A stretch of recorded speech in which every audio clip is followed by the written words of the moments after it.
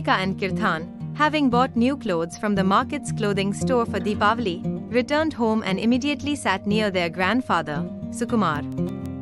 Grandpa, the story you told this morning about the Deepavali festival was really wonderful. Besides, didn't you say you would tell us about the history of the Deepavali festival that people talk about the most? Please tell us, Grandpa, they asked eagerly. Grandpa smiled. All right, children. Now I will tell you the story of the slaying of Naragasura. Listen. According to the Puranic stories, a demon named Hiranyaksha kidnapped Bhuma Devi and hid her in the netherworld. At that time, Lord Mahavishnu took the form of Varha, a wild boar avatar, for the demons and rescued Mother Earth. As a result of this, Mother Earth gave birth to a son named Bhauma, who had a demonic nature.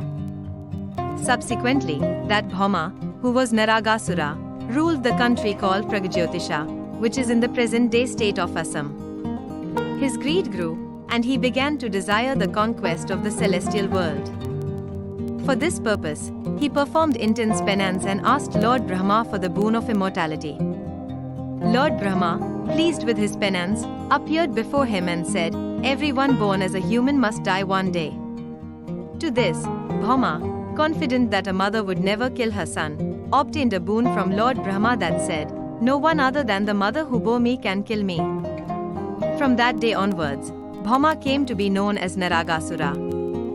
Naragasura, who was born human but became a demon, went to the celestial world and defeated the Devas. Furthermore, he kidnapped 16,100 daughters of the Devas and imprisoned them in his harem. At that time, Lord Mahavishnu had taken the avatar of Krishna. Goddess Bhudevi had incarnated as Satyabhama and married Krishna. When Indra informed Krishna of Naragasura's atrocities, Krishna took Satyabhama along and set out to fight him. A fierce battle took place between Lord Krishna, the Supreme Soul, and Naragasura. In the battle, Krishna fell unconscious as though he had been wounded. Seeing this, Satyabhama became enraged and, without knowing that Naragasura was her own son, struck him with her arrow.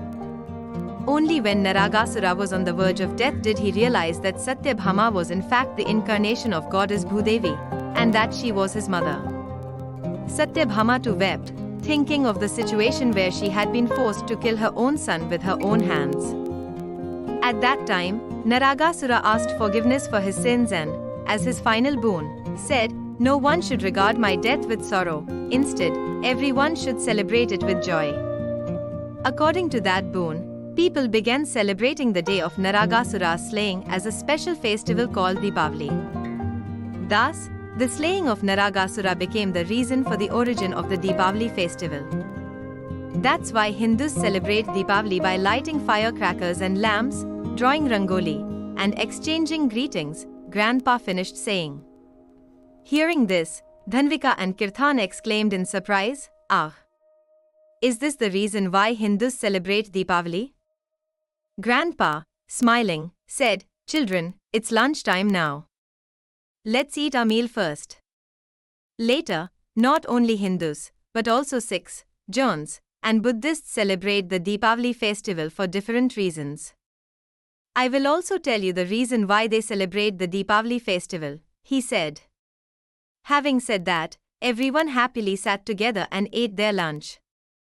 The continuation of Grandpa's story about the history of the Deepavali festival will be in the next part. Let's go.